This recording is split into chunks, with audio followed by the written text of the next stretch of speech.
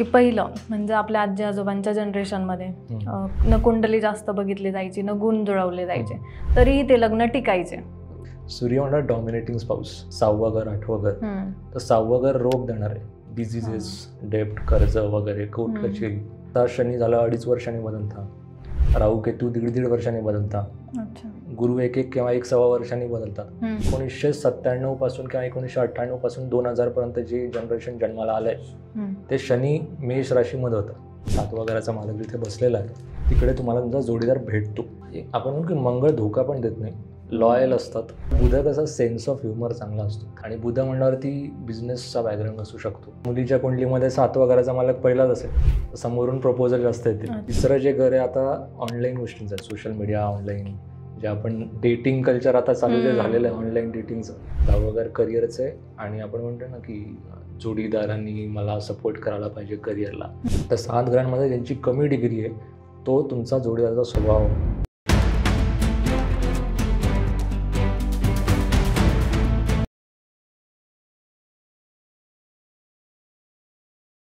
नमस्कार मंडळी, आपली गोष्ट आपल्या भाषेत म्हणजेच आपल्या बोलबिंदासमध्ये तुम्हा सर्वांचं स्वागत आहे.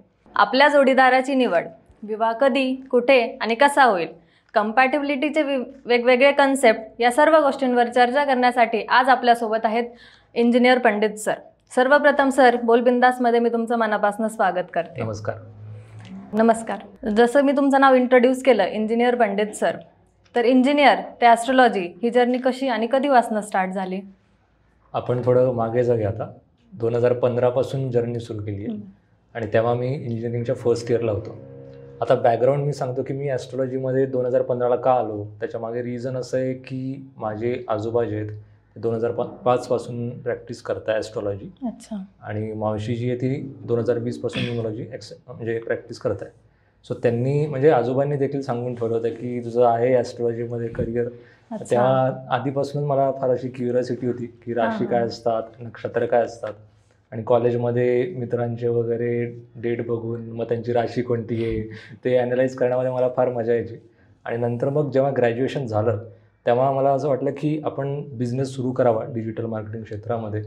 तर मी तो केला आणि कुठे ना कुठे असं वाटायला लागलं की आपल्याला स्विच मारायची गरज आहे, बिझनेस व्यवस्थित म्हणजे जात नाही जसा जायला पाहिजे आणि करिअरमध्ये आपल्याला तशी म्हणजे ग्रोथ दिसत नाही आहे. सो तेच एक मला गोष्ट वाटली की ॲस्ट्रोलॉजीमध्ये करिअर सांगितलेलं होतं, आपण जरा मनावर घ्यायला पाहिजे. आणि तेव्हापासून मग ॲस्ट्रोलॉजीचं करिअर सुरू केलं. जेनेटिक्स पण होते ॲस्ट्रोलॉजी, न्यूमरिक, बरोबर जसं तुम्ही बोलले. तर मग आता मॅरेज हे कन्सेप्ट म्हणलं तर जोडीदार हा सगळ्यात क्युरियोसिटीचा पार्ट आहे. तर ज्योतिषशास्त्रानुसार असं सांगता येतं का की आपला जोडीदार कुठे भेटेल, कधी भेटेल किंवा कसा असेल? हो. आता आपण आधी कुठे भेटेल याच्यावरती डिटेलमध्ये बघूया आणि नंतर मग स्वभाव कसा असेल, म्हणजे आता भेटलाय पण आता तो मॅच होतोय का नाही हे आपण त्याच्यावरती जाऊया. आता कुंडलीमध्ये 7वं घर बघावं लागतं. आता आपण आपलं एक्सप्लेनेशनच्या पुढे एक कुंडली ॲनालाइज करून बघूया, त्याच्यामध्ये लोकांना देखील समजेल की आपण 7वं घर म्हणजे नक्की कुठल्या घराची गोष्ट चालू आहे. सो कुंडलीमध्ये जे 7वं घर आहे ते 7वं घरचा जो मालक असतो, आता प्रत्येक घरावरती एक राशी नंबर आहे. ओके. तर तो राशी नंबरचा जो मालक असतो तो ज्या घरात बसलेला आहे, आता ते एक्सप्लेन करताना येईलच तुम्हाला लक्षात, त्यामुळे तुम्ही व्हिडिओ पूर्ण बघा, मधून सोडू नका. तर जेव्हा जिथे तुमचा प्लॅनेट बसलेला आहे, 7व्या घराचा मालक जिथे बसलेला आहे तिकडे तुम्हाला तुमचा जोडीदार भेटतो. म्हणजे कुठे म्हणजे आपण म्हणून की जागा कोणती आहे भेटण्याची, भेटायला तर बऱ्याच जागेवरती भेटू शकतो. आता एक्झॅक्ट जागा कुठे ते आपण आता आधी ॲनालाइज करूया. आता एक एक्झाम्पल घेऊया आपण की 7व्या घरामध्ये कोणाचा 1 नंबर लिहिलेला आहे, कोणाचा 1 असू शकतो, 7 असू शकतो, कोणताही नंबर असू शकतो. तर 1 लिहिलं असेल तर 1 म्हणजे झाला मेष राशी, आणि मेष राशीचा जो मालक येतोय मंगळ. आता आपण एक एक करूया की आता जेव्हा स्वभाव येईल पुढे तर स्वभावामध्ये येईलच प्रत्येक ग्रहाचं. आता एक मंगळ एक जस्ट एक्झाम्पल आहे. समजा 7वाचा मालक मंगळ पहिल्या घरात बसलेला आहे. पहिलं घर हे पर्सनॅलिटीज आहे, स्वतःच आहे, आणि आपण म्हणू की समोरच्या व्यक्तीकडनं प्रपोजल येण्याची शक्यता जास्त असते. म्हणजे समजा मुलीच्या कुंडलीमध्ये 7व्या घराचा मालक पहिलाच असेल तर समोरून प्रपोजल जास्त येते. किंवा आता हे लव्ह मॅरेजच होईल याची काही हे नाही आहे, पण असं आहे की अरेंज मॅरेज जरी असलं तरी समोरून स्थळ येण्याची शक्यता जास्त असते. आता याचा अर्थ असा पण नाही की प्रयत्न करायचा नाही, समोर येईल तेव्हा बघून घेऊ, असं पण नाही. पण असं आहे की तुम्ही तुमच्या बाजूने प्रयत्न करायचा, पण जी म्हणजे समोरूनच कोणतरी तुम्हाला शक्यतो अप्रोच करतं अच्छा. पहिल्या घरामध्ये जेव्हा 7वा मालक असतो. प्रोबॅबिलिटी समोरून येण्याची जास्त. बरोबर. हां, आता पुढे विषय तो 7वा घराचा मालक जेव्हा दुसऱ्या घरात असतो. दुसरं जे घर आहे हे आता मनी, फायनान्स, मग फॅमिली पण झालं, फॅमिली व्हॅल्यूज वगैरे. तर मग आता याच्याने सिम्पल एक लॉजिक आहे की अरेंज मॅरेज होईल, लव्ह मॅरेजची शक्यता कमी आहे आणि ओळखीमध्येच कुठला तरी जोडीदार असतो. तर मुलीची कोणली असेल तर मुलगा ओळखीतला असेल, मुलाची असेल तर मुलगी ओळखीतली असू शकते. आणि आता मी जसं मनी फायनान्स हे मी मुद्दामच सांगितलं, म्हणजे फायनान्सचं बॅकग्राऊंड असू शकतं, म्हणजे समजा MBA फायनान्स झालं आहे किंवा फायनान्स रिलेटेड काहीतरी काम आहे, किंवा थोडक्यात असे पण म्हणलं की समजा आता 7वा मला दुसरा ते जो जोडीदार आहे तो पैसे वाचवण्यामध्ये किंवा मॅनेजमेंट करण्यामध्ये एक्सपर्ट असू शकतो. तर या गोष्टी जेव्हा 7वा मला दुसरा तेव्हा घडतात. आता येऊया तिसऱ्याकडे, म्हणजे तिसऱ्या घराकडे. तिसरं जे घर आहे आता ऑनलाईन गोष्टींचं आहे, सोशल मीडिया, ऑनलाईन जे आपण डेटिंग कल्चर आता चालू जे झालेलं आहे ऑनलाईन डेटिंगचं, ते तिसऱ्या घरातून दिसतं. मग 7वा घराचा मालक तिसऱ्या घरात गेला म्हणजे सोशल मीडियावरनं भेटू शकतं. मग असं पण त्याला म्हणतं की मित्राशी किंवा मैत्रिणीशी लग्न होऊ शकतं. आता ते लव्ह मॅरेजेस असं नाही आहे, होऊ पण शकतं, नाही पण होऊ शकतं. पण शक्यता असते की आपलं फ्रेंड सर्कलमधलं असतं कोणतरी, किंवा फ्रेंड सर्कल जरी नाही झालं, सोशल मीडिया, ऑनलाईन डेटिंगचं आता जे कल्चर चालू आहे त्यावरनं पण जोडीदार भेटू शकतो. आता ते मी 50-50 मिळेल, लव्ह मॅरेज अरेंज मॅरेज 50-50. जसं पहिल्या घराला मी म्हणलं की समोरून स्थळ येणार आहे, तर ते 50-50 असेल. समोरून कोणी प्रपोज केलं तर झालं, किंवा समोरून स्थळ आलं तर ते अरेंज मॅरेजला झालं. आता येऊया चौथ्या घराकडे. आता ही पण एक अरेंज मॅरेजची प्लेसमेंट आहे. चौथं जे घर आहे ते आईचं आहे.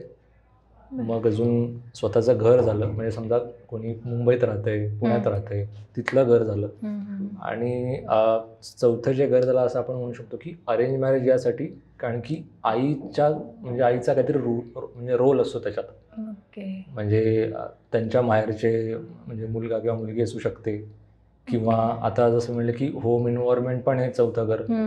पुण्यात घर असेल तर पुण्यातलीच मुलगी किंवा पुण्यातलाच मुलगा असू शकतो. असा या गोष्टी घडतात. चौथं घर हे फॅमिलीचं पण आहे. फॅमिली म्हटल्यावरती फॅमिली ओरिएंटेड स्पाऊस पण असू शकतो. म्हणजे आता मुलाची कुंडली असेल तर म्हणलं की मुलीला फॅमिली ओरिएंटेड असलं पाहिजे, तर ते त्या प्लेसमेंटवरून आपल्याला कळतं ते. आता येऊया 5व्या घराकडे. आता 5वं घर हे स्पेसिफिकली लव्ह अफेअरचं आहे, रोमॅन्टिक रिलेशनशिपचं आहे. लव्ह मॅरेजची शक्यता खूप जास्त वाढते.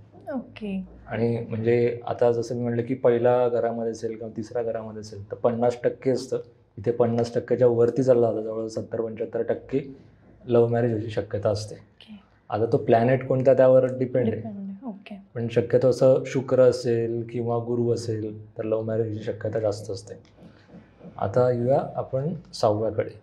आता एक गोष्ट आहे की 7वा घराचा जो मालक आहे तो 6व्यात, 8व्यात आणि 12व्यात या 3 घरांमध्ये असेल तर लग्न स्लो होतं, किंवा म्हणजे लग्न झाल्यानंतर पण काहीतरी आता प्रॉब्लेम्स नाही म्हणता येणार, पण काहीतरी असे अडथळे येतात, ऑब्स्टॅकल येतात, या गोष्टी घडतात.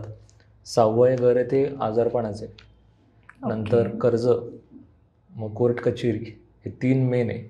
लग्न झाल्यावरती जोडीदाराचं आजारपण वाढतं. समजा मुलाच्या कुंडली असेल तर मग मुलीला आजारपण होऊ शकतं. आता आजारपण ते किती क्रिटिकल आहे आणि किती नाही ते त्या कुंडली चेक केल्यावरतीच कळेल. पण या गोष्टी कधी कधी होतात की बॅक पेन सुरू झालं, ते सुरूच आहे अजून, किंवा छोटं मोठं सर्दी खोकला वगैरे, किंवा ॲसिडिटीचा त्रास वगैरे. आता तो जो प्लॅनेट आहे त्यावरती मंगळ वगैरे असेल तर ॲसिडिटीचा त्रास असतो, हाडं वगैरे म्हटलं तर शनी असतो. तर आता कुठला 7वा घराचा मालक आहे तो 6व्या घरानंतर त्याची काय म्हणजे पूर्ण कुंडलीमध्ये काय त्याची पूर्ण म्हणजे प्लेसमेंट कशी आहे, जरा म्हणजे बाकीच्या घरांचा कोणता इन्फ्लुएन्स आहे त्यावरनं ते फायनल सांगता येतं. पण युजली ऑब्स्टॅकल, अडथळे वगैरे गोष्टी घडतात. असं पण एक म्हणता येईल की 6व्या घरामध्ये आणि म्हणजे 6-8-12मध्ये लव्ह मॅरेज शक्यतो टाळायची. कारण की एकतर केल्यानंतर पण अडथळे येत आहेत, आणि होतं काय की कधी कधी आता 6वं घर मी जसं कोर्टाचं सांगितलं, समजा आता एक असतं कुंडली मॅचिंग जर केली नाही, किंवा आपण म्हणतो ना की ठीक आहे गुण मिलन केलं आणि पुढे गेले, तर कुठे ना कुठे समजा जोडीदाराच्या याच्यामध्ये आजारपण जास्त असेल किंवा लग्न डायव्होर्स केस वगैरे पण अशा गोष्टी घडू शकतात. आणि की लग्न गेलंय कोर्टात असं झालं अर्थ. तर समोरच्या व्यक्तीच्या याच्यामध्ये अशी प्लेसमेंट असेल तर तुमच्या ज्या जरी चांगली असेल कुंडली तरी पण डायव्हर्स होऊ शकतो. त्यामुळे कुंडली मॅचिंग करणं फार गरजेचं आहे, कारण की तेव्हाच ते कळतं की पुढे जायचं का नाही. नंतर बरोबर होऊन आहे. डायव्हर्स होण्यापेक्षा बरे आधीच हां. कळणार. ते तर आहे. आता येऊया 7व्या घराचा मालक 7व्या घरात. आता ही तर एकदम म्हणाल की 90-95% लव्ह मॅरेजची खूपच जास्त चान्स आहे. अच्छा, ओके. म्हणजे लव्ह मॅरेज जरी नाही झालं, आता पूर्वी नाही व्हायचं, आता लोक म्हणतात की अरे पूर्वी तर व्हायचे नाही. हां, हां. तेच. तर आता त्याच्याने मॅरिड लाईफ चांगलं राहतं, म्हणजे जोडीदाराचा सपोर्ट चांगला राहतो. आता एक गोष्ट याच्यामध्ये की शनी जर असेल 7व्या घराचा मालक आणि तो म्हणजे 7व्याच घरात बसलेला आहे, तर मॅरेज डिले होतात. मग मॅरेजनंतर जबाबदाऱ्या पण खूप वाढतात. पण जसं आहे आपण की डायव्हर्स होतो किंवा खूप जास्त त्रास होतो, या गोष्टी जरा कमी होतात ओव्हरऑल. आता एक असं आहे की लव्ह मॅरेजची चान्स तर जास्त आहेच, आणि कुठे भेटेल हा जोडीदार हा एक प्रश्न असतो. जसं एक होतं की मी सांगितलं की 4थ्यामध्ये की तुम्हाला तुमच्या म्हणजे सेम सिटीमध्ये भेटेल. 5मध्ये लव्ह मॅरेज म्हटल्यावर तुम्हाला तो आजूबाजूने भेटतो किंवा कधीही कुठेही. आता बुध जर असेल तर त्यांना म्हणजे शाळेतली मैत्रीण, शाळेतला मित्र हे असू शकतं. 6मध्ये तर मी म्हटलं अरेंज मॅरेज. कधी कधी प्रोफेशन जे म्हटलं ते मेडिकल किंवा लॉमधलं असू शकतं, डॉक्टर वगैरे. आता 7व्या जेव्हा येतो तेव्हा 7व्याला काही बंधनं नाही आहे, आणि जो ग्रह बसलेला आहे त्या ग्रहाचे जे प्रोफेशन आहेत त्या बॅकग्राऊंडचा तो जोडीदार असू शकतो. अच्छा. आता ते तर म्हणजे ॲनालिसिसशिवाय आता येणार नाही लक्षात, पण ते डायरेक्ट त्याचं उत्तर झालं. म्हणजे कुठे भेटेल काय भेटेल हे ग्रहाच्या म्हणजे बेसिसवरती ओके. आहे. आता पुढे येऊया 7व्या घराचा मालक जेव्हा 8व्या घरामध्ये येतो. 8वं घर हे रिसर्चचं आहे, ओके. रिसर्च रिलेटेड किंवा सडन इव्हेंटचं. सडन म्हणल्यावर मी आता कोणाला घाबरत नाही आहे की सडन म्हणल्यावर काय होईल. आता तो कोणता प्लॅनेट आहे काय, आणि समजा जोडीदाराकडे ते प्लेसमेंट नसतील तसेच 6-8-12वाले, तर म्हणजे व्यवस्थित चालतं लग्न. पण सडन म्हणल्यावरती काही गोष्टी होऊ शकतात. म्हणजे कधी कधी खूप श्रीमंत आहे तो गरीब होऊ शकतो, गरीबवाला एकदम श्रीमंत होऊ शकतो. ओके. आणि दोघांमध्ये पण म्हणजे आता समजा नवरा आणि बायको आहे, कोणाच्या याच्यामध्ये 7व्या घराचा मालक 8व्यात बसलेला आहे. गरजेचं नाही की जोडीदारालाच त्रास व्हायला पाहिजे किंवा जोडीदारावरतीच काहीतरी सडन इव्हेंट यायला पाहिजे. त्यांच्या घरातलं किंवा यांच्या घरातलं कोणाच्या पण घरामध्ये सडन इव्हेंट होऊ शकतो. आता त्याला बेस्ट रेमेडी कसं आहे की 6व्या घरामध्ये समजा मी म्हणलं की आजारपण येतं, तर तुम्ही सोशल सर्व्हिस करा. बरं. म्हणजे समजा कोणाचा गुरु असेल, शनी असेल, मंदिरात जाऊन वगैरे तुम्ही सेवा करा, किंवा जे आंधळे लोक वगैरे त्यांची तुम्ही सेवा म्हणतो, डोनेशन नाही म्हणते. म्हणजे समजा कोणी टीचर असेल त्यांना शिकवा. आता जेव्हा 12वाकडे येऊ तेव्हा मी सांगितलं की डोनेशननी होतं, आता डोनेशननी नाही होते. आता तुम्हाला ॲक्च्युअलमध्ये सोशल सर्व्हिस करावी लागेल. 8वमध्ये झालं की ते तुमचं ऑकल्ट सायन्स आहे, म्हणजे तुम्ही ज्योतिष म्हणजे शिका, तेव्हा न्यूमरोलॉजी शिका, म्हणजे वास्तू वगैरे शिकू शकता. म्हणजे हॉबी म्हणून प्रॅक्टिस करा किंवा प्रोफेशन म्हणून करा, किंवा असं पण म्हणता कधी कधी की ज्योतिषच असू शकतो जोडीदार. 7व्या घराचा मला आठवत असेल तर, कारण की जोडीदार कुठे भेटतो म्हणणार तर तिथेच झालं. तसं 8व्या घराचं आहे. आता येऊया 9व्याकडे. आता मी जसं 4थ्याला बोललो की आईचा एक मेजर रोल राहणार आहे, इथे वडिलांचा राहतो. 9वं घर वडिलांचं आहे, टीचरचं आहे, मग अजून हायर एज्युकेशनचं आहे. मग असं म्हणता येईल की जो जोडीदार आहे तो एज्युकेटेड राहणार आहे. तर 5व्या घरामध्ये म्हणलं की तो ग्रॅज्युएट वगैरे असू शकतो. 9व्या घरामध्ये सुद्धा एज्युकेटेड खूप असेल, कधी कधी टीचर देखील असतो, कारण की ते कोच कन्सल्टंट झालं, टीचर झालं, हा जोडीदार असू शकतो. आणि वडिलांचा काहीतरी मेजर रोल राहील. आता तो मेजर काय राहील, चांगला वाईट, ते तर ते कोणीकडनं कळेलच, पण ते काहीतरी मेजर रोल असतो. एकतर वडीलच लग्न ठरवतात, किंवा ठरलेलं लग्न वडील म्हणतात की नाही आता चालणार नाही, किंवा अशा गोष्टी घडू शकतात तिथे. आता येऊया आपण करिअरकडे, म्हणजे 10व्या घराकडे. 10वं घर करिअरचं आहे, आणि आपण म्हणतो ना की जोडीदारांनी मला सपोर्ट करायला पाहिजे करिअरला.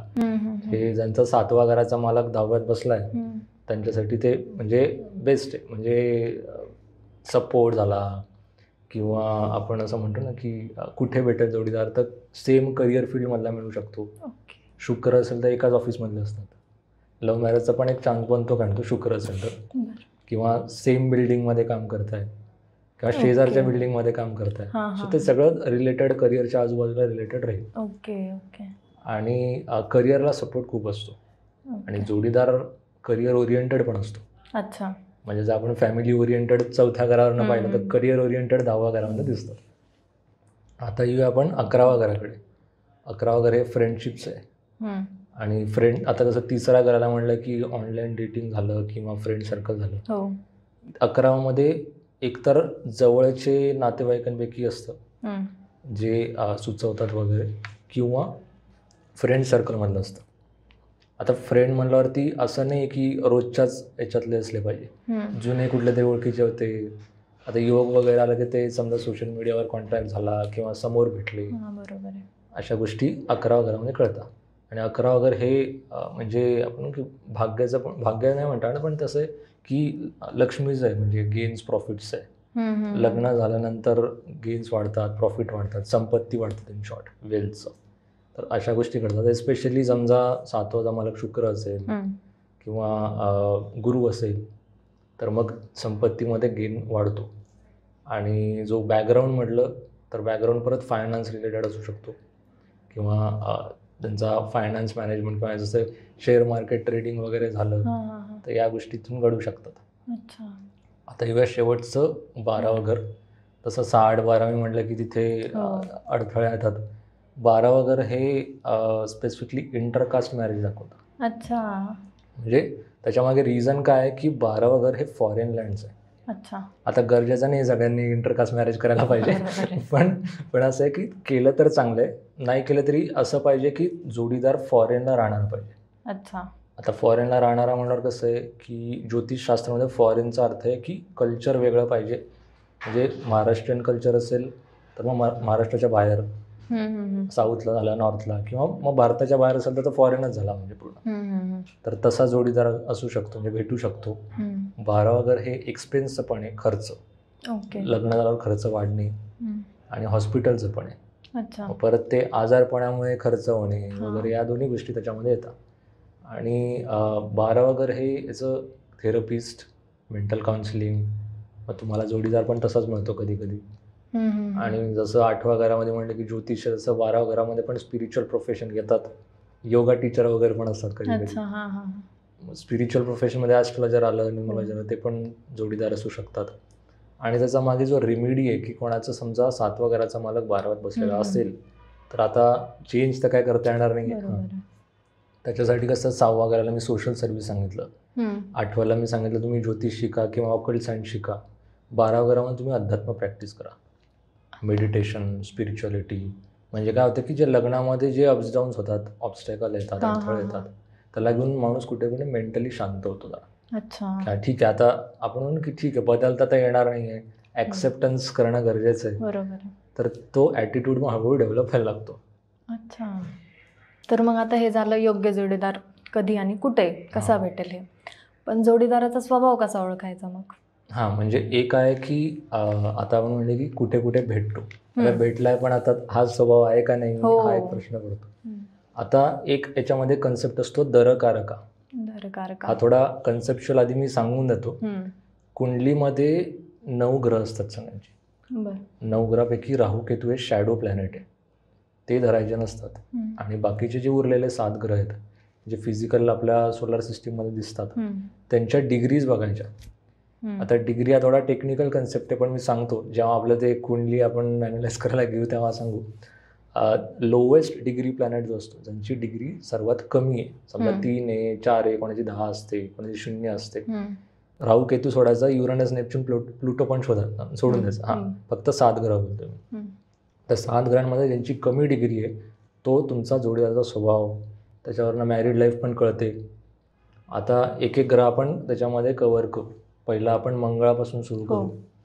मंगळ आहे म्हणल्यावरती आता त्याला टेक्निकल कन्सेप्ट अशी आहे की मंगळ तुमचा कुठे बसला आहे, कोणत्या घरात बसला आहे, कोणासोबत बसला आहे, कोणत्या ग्रहाची दृष्टी आहे, या गोष्टीवरनं त्या मंगळाचा स्वभाव डिपेंड करेल. पण जेनेरिक सेन्समध्ये मी सांगतो की मंगळाचा दरकारका असेल तर काय होईल, कारण की ॲनालिसिस केल्याशिवाय मला फायनल सांगता येणार नाही. आता दरकारका मंगळ जेव्हा असतो तेव्हा मंगळ झाला स्ट्रेट फॉरवर्ड, गरम डोकाचा, आणि जे आहे ते म्हणजे आपण म्हणू की मंगळ धोका पण देत नाही, लॉयल असतात. जे आहे ते म्हणजे आवडत नसेल तर तोंडावर सांगणार की नाही आवडत. म्हणजे असं नाही की पाठीमागून दुसरे अफेअर करायचा असातला भाग नाही. मंगळ म्हणा स्ट्रेट फॉरवर्ड. आणि मंगळामध्ये काय होतं की त्यांचा जो ॲटिट्यूड असतो तो अग्रेसिव्ह असतो. कुठे ना कुठे असं म्हणजे बोलायला पण थोडे भांडणं वगैरे होऊ शकतात घरात. एस्पेशली समजा त्यांचा मंगळ आहे तो राहूसोबत बसलेला आहे किंवा राहू दृष्टी टाकतो आहे अख्खा कुंडलीमध्ये, तर मग अग्रेसिव्ह त्यांचा स्वभाव खूप असतो, म्हणजे बोलायला वगैरे, आणि आपण भांडणं वगैरे पण व्हायची शक्यता जास्त असते. एक आहे की मंगळामध्ये लॉयल्टी तर मी सांगितली. दुसरं म्हणजे असं आहे की जोडीदारावरती कुठल्याही प्रकारचं संकट आलं तर जोडीदार म्हणजे तो जो म्हणजे समजा माझ्या ह्याच्यात असेल तर माझा जोडीदार माझ्यासाठी उभा राहील. अच्छा. किंवा आपण म्हणून की कोणी आपल्या समजा मुलीचा म्हणजे कुंडलीमध्ये मंगळ दरकारक असेल, नवऱ्याला नाव आठवलं तिला राग येईल, ही भांडायला जाईल. म्हणजे काही असो, म्हणजे माझं किती पटत नसलं तरी नवऱ्याला नावं ठेवायचे नाही, असा त्यांचा स्वभाव असतो. आता आपण पुढे येऊया शुक्राकडे. शुक्र दरकारक असेल तर खूप छान आहे. रोमॅन्टिक स्पाऊस असतो, सपोर्टिव्ह असतो. म्हणजे मुलीच्या कुंडलीत असेल तर मुलगा हँडसम झाला, मुलाच्या असेल तर मुलगी सुंदर झाली. आणि शुक्र म्हणल्यावरती असं म्हणतो ना आपण, जसं पिक्चरमध्ये वगैरे दाखवतं की एकदम लवली रिलेशनशिप राहते, तो शुक्र दरकारकाची लक्षणं असतात. आता शुक्रमध्ये पण तुम्ही म्हणू शकता की लॉयल आहे. आता ते काय आहे की शुक्र कोणासोबत बसला आहे महत्त्वाचं आहे. शुक्रची समजा राहूसोबत युती होते किंवा शुक्र कुठे ना कुठे ॲफ्लिक्टेड आहे पूर्ण चार्टमध्ये, तर एक्स्ट्रा मॅरिटल पण होतात कधी कधी. म्हणजे ते स्वतः नाही करणार, जोडीदार करू शकतो. कारण की जोडीदाराचं म्हणजे कॅरेक्टरिस्टिक्स दाखवत आहे. म्हणजे आता ते असं नाही, मी परत म्हणतो परत फायनल कन्क्लुजन नाही घ्यायचं, बट आहे की म्हणजे ॲफ्लिक्टेड असेल तर मग शक्यता असते. आता पुढे येऊया बुधाकडे. बुध म्हणल्यावरती बुद्धी आणि इंटेलिजंट स्पाऊस, हुशार असतो खूप. थोडासा बुध कसा सेन्स ऑफ ह्युमर चांगला असतो, थट्टा मस्करी, आणि कुठे ना कुठे असं वाटेल पोळकटपणा आला आहे असं वाटू शकतं. पण बुधाचं असं आहे की प्रॅक्टिकल असतं खूप. जसं एक आहे की मी जेव्हा चंद्रावरती येतो तेव्हा इमोशनल म्हणतो मी की इमोशनली सपोर्टिव्ह असतात किंवा इमोशनल जास्त असतात. पण म्हणजे बुधामध्ये तसं नाही आहे. बुध म्हणजे प्रॅक्टिकल, म्हणजे असं नाही की त्यांना इमोशन्सच नसतात, पण असं आहे की ते जास्त करून प्रॅक्टिकल गोष्टीवरती फोकस ठेवतात. प्रत्येक याच्यामध्ये भावना आपले टाकत नाही, ते आहे. आणि बुध म्हणल्यावरती बिझनेसचा बॅकग्राऊंड असू शकतो किंवा बिझनेस करायची इच्छा असू शकते. तर आणि असं आधीपासून बिझनेसचा बॅकग्राऊंड नसेल, पण समजा म्हणलं 2-5 वर्षांनी मला बिझनेस सुरू करायचा आहे, तर या माइंडसेटचे पण जोडीदार असतात. आणि बुध म्हणल्यावरती कधी कधी असं म्हणतो की आपल्या म्हणजे वयाचा किंवा वयापेक्षा लहान नाही म्हटलं, वयाचाच असतो ऑलमोस्ट.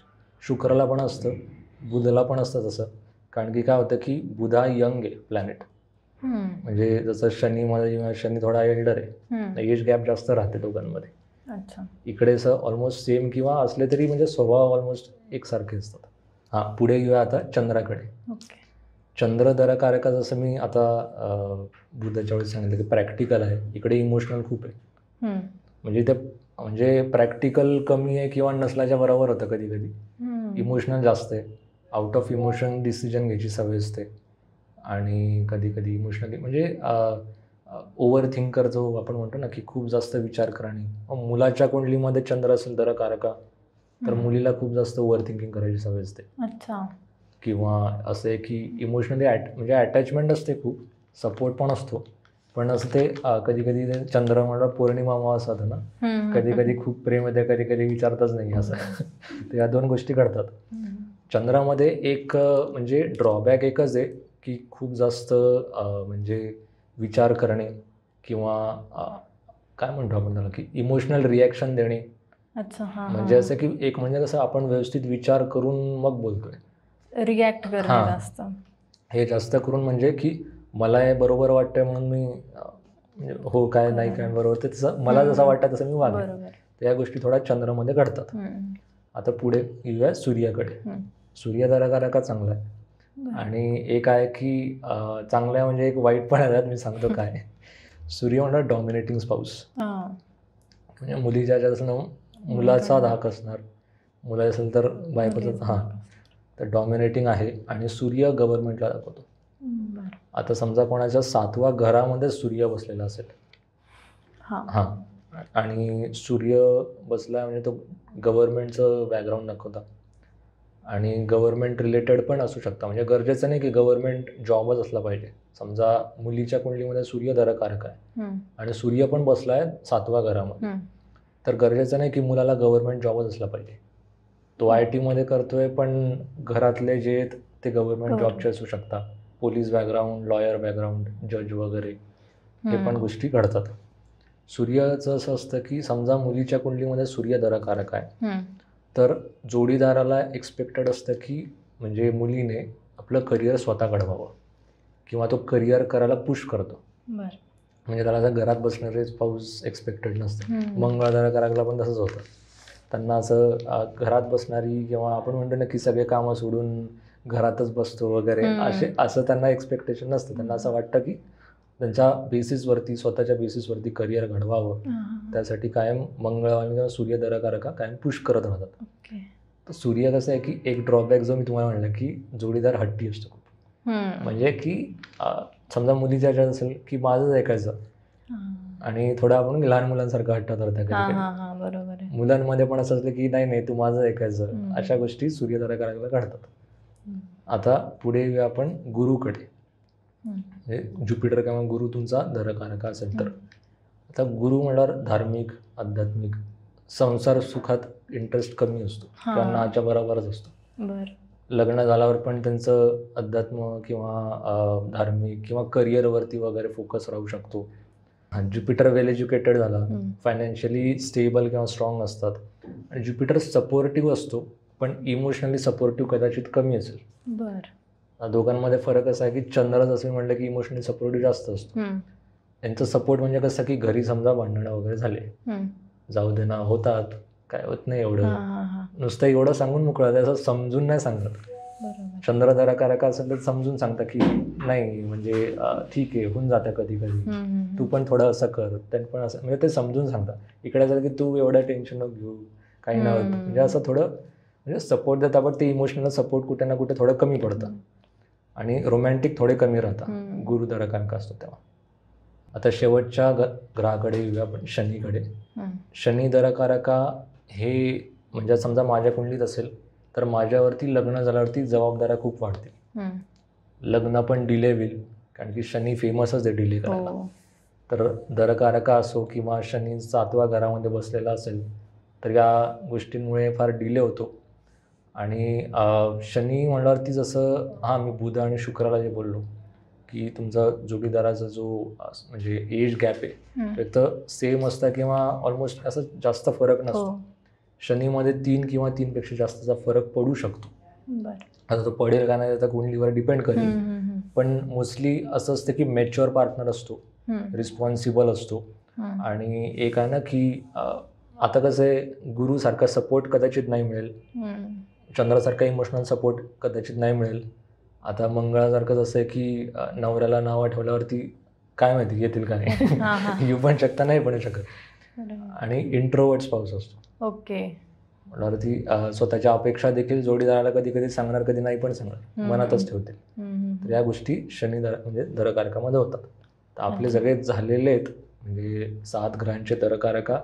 जोडीदार कुठे भेटेल आता आपण कुंडलीकडे वळू शकतो पुढे. म्हणजे एक एक्झाम्पल म्हणून कसं आहे, लोकांना कळलं नाही ना ते मग कुठे ना कुठे असं म्हणून की बोर होतंय, समजत नाही. एक एक्झाम्पल दिलं तुम्ही पाहिजे त्यानंतर रिवाइंड करून बघून घ्या आपल्या 7व्या घरामध्ये नंबर कोणता आहे, ग्रह कुठे बसलेला आहे वगैरे. सर, तुम्ही एवढी जास्त क्युरियोसिटी निर्माण करून दिली, तुम्ही ग्रहांबद्दल सांगितलं, कुंडलीबद्दल सांगितलं, तर आम्हाला एक कुंडली डेमो अनालिसिस करून दाखवा. चालेल. आमच्या एक ऑफिसचे कलिग आहेत, त्यांची कुंडली मी तुम्हाला देते, डेटा देते, तुम्ही त्यांचे अनालिसिस करून सांगा. चालेल, ठीक आहे. आता ही कुंडली आहे, जसं मी मगाशी सांगत होतो की 7व्या घरामध्ये काय आहे काय नाही. आता या कुंडलीमध्ये 7व्या घरामध्ये काहीच नाही आहे. 7वं घर इथे रिकाम आहे. आता कोणाचं इथे 7व्या घरामध्ये व्हीनस, आता हे जे तुम्हाला जिथे VEMO वगैरे दिसत आहे, हे व्हीनस, मून, एक एक सांगून जातो म्हणजे लोकांना कळेल की कुठला प्लॅनेट आहे. हा व्हीनस झाला, हा मून आहे, हा ज्युपिटर, केतू, मर्क्युरी, सन, सॅटर्न, मार्स आणि राहू, हे सगळे प्लॅनेट झाले. आता तुमचा कोणता ग्रह इथे 7व्या घरात बसलेला आहे त्यावरनं तुमचं म्हणजे मॅरेज ठरेल. आता इथे सातवा म्हणलं गरजेचं नाही 7 नंबरच असला पाहिजे. इथे हा जो नंबर आहे 2, कोणाचा 2 असेल, कोणाचा 7 असेल, कोणाचा समजा लेटसे 10 असेल, कोणताही नंबर इथे असू शकतो. आता इथे काय आहे, आता मी थोडं पुसतो. इथे 2 जसं 2 लिहिलेलं आहे, 2 आता आहे वृषभ राशी आणि वृषभ राशीचा जो मालक येतो आहे शुक्र. आता इथे जसं लिहिलेलं आहे तसं व्हीनस आहे, व्ही झाला. आता व्हीनस कुठे आहे, इथे वरती. आता हे झालं 12वं घर. आता मी सांगून ठेवतो, हे पहिलं इथं रोमन नंबर तुम्ही फर्स्ट, सेकंड असं करता करता हे 7वं झालं आणि इथून मोजत वरती 12वं झालं. आता हे 12चे 12 घरं झाले. घरं आणि हे जे राशी नंबर आहेत ते राशीचे नंबर आहे, ते घरांचे नंबर नाही आहे. म्हणजे इथे 2 नंबर लिहिला म्हणजे दुसरा घर नाही झालं, आहे ते 7वं घर, पण राशी तिथे आहे वृषभ राशी. तर वृषभ राशीचा मालक शुक्र आणि इथे शुक्र बसलाय 12वं घरात. जसं आता थोडं रिवाइंड केलं तुम्ही की तुम्हाला कळेल की तुमच्या जो 7व्या घरामध्ये जो मालक आहे तो नक्की म्हणजे कुठल्या घरात बसलेला आहे, यावरनं तुम्हाला कळेल की आता तुमचा जो जोडीदार आहे तो कुठे भेटेल. थोडं तुम्हाला रिवाइंड करावं लागेल. मी त्यासाठी म्हणलं की तुम्ही पूर्ण व्हिडिओ पाहिला तर तुम्हाला कळेल की डेफिनेटली तुमचं कुठे आहे. आता जसं 12 इथे दिलं आहे, तुमच्या कलिगच्या 7व्या घराचा मालक 12 ते याचा अर्थ असा होतो की त्यांचं म्हणजे जसं मी म्हटलं की इंटरकास्ट मॅरेज व्हायची शक्यता आहे. दुसरं म्हणजे लग्न झाल्यावरती खर्च वाढू शकतात किंवा फॉरेनचा जोडीदार असू शकतो. गरजेचं नाही इंटरकास्टच आहे, कास्टमधलं पण समजा आउट ऑफ महाराष्ट्र राहत आहे किंवा भारताच्या बाहेर राहत आहे, तर या पण गोष्टी पुढून कळू शकतात. आता ते फक्त मी एक्झाम्पल म्हणून एक घेतलेलं आहे. तुम्ही तुमच्या कुंडलीमध्ये बघा की 7व्या घरामध्ये कोणती राशी आहे आणि त्याचा मालक कोणता म्हणजे घरामध्ये बसलेला आहे, यावरनं तुम्हाला कळेल की तुमचा जोडीदार तुम्हाला कुठे भेटेल. तर याच्यात एक आहे की जसं मून आहे, आता मून म्हणजे तुमची झाली राशी. म्हणजे राशी म्हटल्यावर मी सन साईन नाही म्हणते, मून साईन म्हणतोय. जी राशी असते आपल्या वैदिक ॲस्ट्रॉलॉजीमध्ये पाहिली जाते ती म्हणजे मून साईन असते. आता इथे मून 7 नंबरमध्ये दिलेलं आहे, म्हणजे 7वा जो नंबर असतो तो असतो तूळ राशी. म्हणजे कलिगची राशी झाली तूळ. आता तूळमध्ये काय होतं, एक कन्सेप्ट मी सगळ्यांना सांगतो आधी की मृत्यू षडाष्टक म्हणजे कन्सेप्ट असतो. आता मृत्यू षडाष्टक म्हणजे मृत्यू नाही होत, तो एक गैरसमज होतो कधी कधी. मृत्यू षडाष्टकमध्ये कसं आहे की तुम्ही लग्न केलं तर कुठे ना कुठे आयुष्यामध्ये स्ट्रगल यायला सुरू होतात. म्हणजे इन एनी फॉर्म, म्हणजे भांडणं होता, करिअरमध्ये अप्स डाऊन्स व्हायला लागतात, मुलं व्हायला लेट होऊ शकतं, या सगळ्या गोष्टी घडतात. आता इथे आपण जसं एक्झाम्पल तूळ राशीचं घेतलं आहे, तूळ राशीसाठी मृत्यू षडाष्टक आहे मीन राशी. मीन राशी चालणार नाही. आणि अजून एक षडाष्टक म्हणून पाहिलं जातं प्रीती षडाष्टक असतो, जसं 6वी राशी आणि 8वी राशी चालत नाही. तूळपासून 6 मोजत गेले तर मीन राशी असते, 8 मोजत गेले तर वृषभ राशी असते. तर वृषभ राशी आणि मीन राशी चालणार नाही. आता 6 आणि 8 का घेतात, जसं कुंडलीमध्ये आपण मगाशी चर्चा करत होतो 6वं घर 8वं घर, तर 6वं घर रोग देणार आहे, डिझिजेस, डेप्ट, कर्ज वगैरे, कोर्ट कचेरी. तुम्ही 6व्या राशीसोबत केलं तर या गोष्टी व्हायला लागतील. आणि 8व्या सोबत केलं तर 8वं ॲक्सिडेंट झालं किंवा असं एकदम सडन इव्हेंट व्हायला लागतात. म्हणून 6वी आणि 8वी राशी चालत नाही.